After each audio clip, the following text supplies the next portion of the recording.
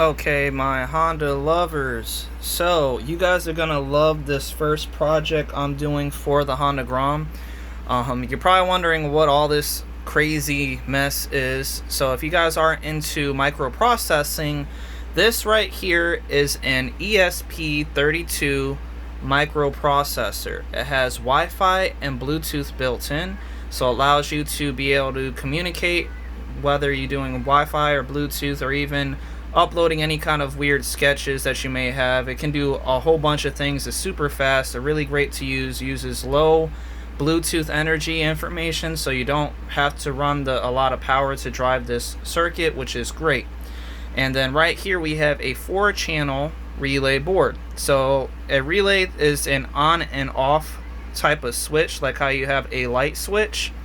So I have this being paired through Bluetooth to this phone, and the phone I'm using right now is my main phone. This is a Samsung Galaxy Note 8. I have the Samsung Galaxy Note 10 Plus, I guess is what it's called. That's the one I'm recording with right now. But it does work on the Note 10. I already tested it, so now we're getting it set up for the Note 8 so you guys can see it firsthand. So I've written the code completely all on my own. Had to configure a lot of stuff, but I'm going to explain everything here for you guys. So first, let me go ahead and get this going. Sorry, that was just a picture of me. Old phone, you know. Anyway, I don't need to do an update. This is a phone that I don't really use, so I just use it for testing now. So if I scroll down, we go to Bluetooth. And if I go down to the bottom, you can see it's getting the name. Just give it a second. And Grom Bluetooth controller. So we want to pair it. So I'm pairing, hit yes or okay, whatever you want to call it. Okay. So now it's up here at the top. Now if we go to this app, this is the app I'm using, but I will be developing my own Android app that will have like pictures of a Grom and all kind of stuff. So that's going to be in the making. This is just for first testing purposes right now. Anyway, it says right here you need to pair the Bluetooth with your Arduino to make it visible here. So we already did that. Now all we have to do is hit search, and then you will find it through here, and you can see right here that's the Grom ones connecting. I want to set as default, hit yes, so that way it'll always remember this device. So right now I have it set up where I'm using numbers basically, but I am going to set it up for actual buttons. So if I go here to terminal and we click right here, 1 will turn on the bike. So say if you put your key into the bike and turn it over to turn it on, just to have it on, not starting it, if you hit the 1, that will turn on the relay. So if I hit 1, hit enter, that turns on the relay. So that's just like if I put my key in the ignition switch and turned it to the on position, where it's showing you the dashboard lights or your cluster or whatever you want to call the front element that shows you your speedometer and all that. So anyway, if you hit 0 on here, that shuts the bike off. So that's if I turned the key off and was pulling the key out. So this is remote on.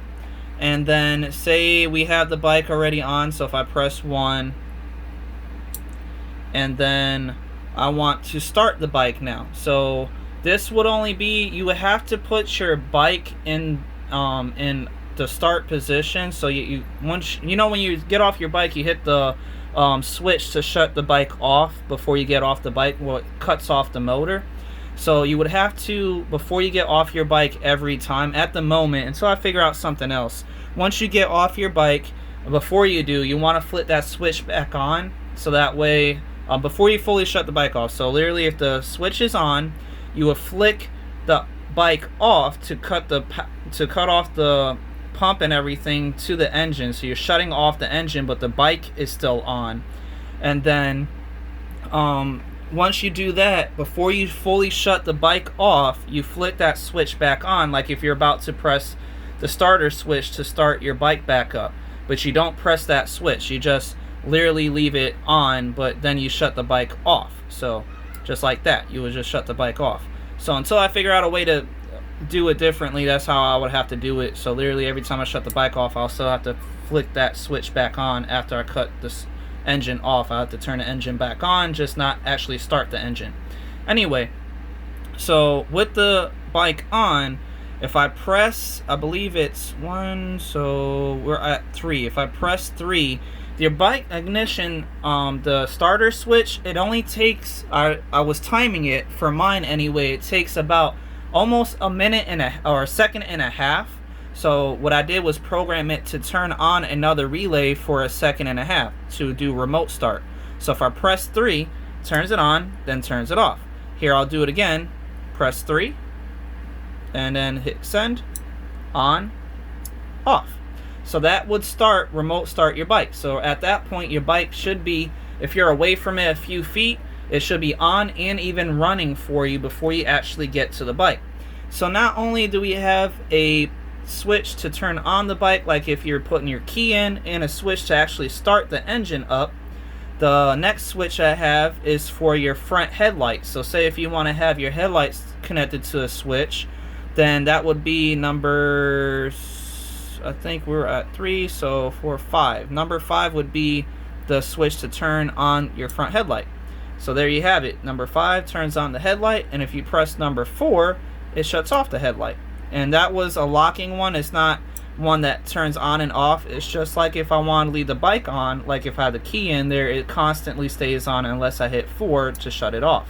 Now, the last switch is a custom one. So if you guys have, say for instance, an RGB kit and you want to show off, you know, your kit or whatever, you can actually set this last one up to be that. So if I press number 7, I believe, would turn on the RGB, so that first one right here. So that would be your RGB kit on and running, and you can do whatever you want with it. And then say if you're done with it, you press 6 and that shuts it off. So there you have it, guys. It seems kind of tedious because I'm pressing buttons, but next I can show you what I have it set up for. So now that we know all the buttons and numbers work, if I go back, I actually set up custom buttons. So if I go here, you can see I have button number 1. If I actually select this and just type in ignition switch, or if I, I could just put key switch if you want, whatever you want, key switch. Sorry, I'm trying to do this with a phone in my hand and everything. So to turn it on is number 1, and to turn it off is number 0. If I hit save, now we have the key switch set. So if I hit on, turns it on, see that, turn it off, off, on, off, on, off. Same thing with these. Number 2 can be the ignition switch, the starter, so I could just hit starter, STARTER. And then for on, it was number 3. We don't need to shut it off because it automatically turns on, so you can just hit save. It automatically turns on and off after a second. So now that we have starter, turns on, turns off.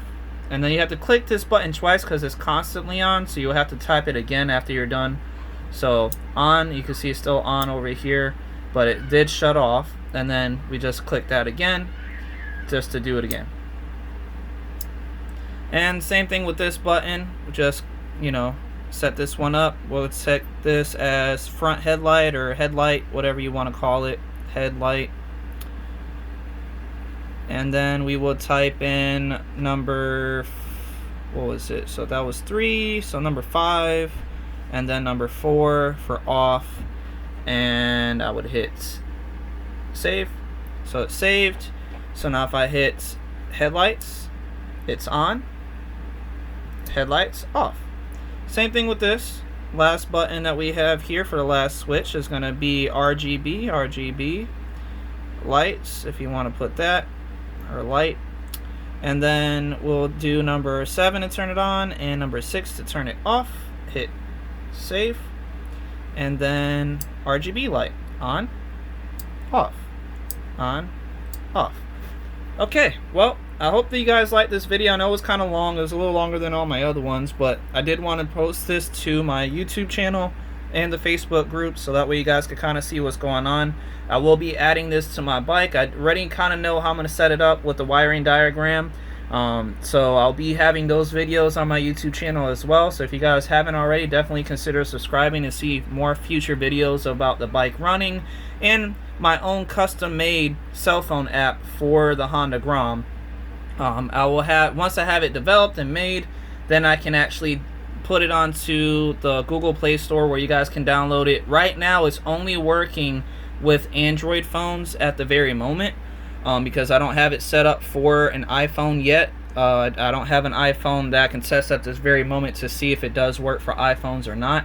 But I will try to get it set up for iOS as well. I just don't know exactly how all that process works because I'm not really an iPhone guy. I'm more of an Android user. So I'm sorry to the people that do have iPhones. But at the moment, my stuff is currently only working on Android devices. And like I mentioned, once I do have the app made and developed, then I'll have it on the Google Play Store, and I will have this whole setup ready as well for people to actually buy from me. So if you guys want to, you know, on the Facebook groups or even on YouTube, I'll have links in the description. Once it does become available, I'll make a specific video for that to show you guys everything and how to plug it up. I'll try to do like a plug and play thing so you guys don't have to do too much to get it set up. But we'll see how all that goes in the future. My name is Legitly. I hope you guys liked the video. Please like, share, subscribe. You know what to do. I will see you guys in the next video.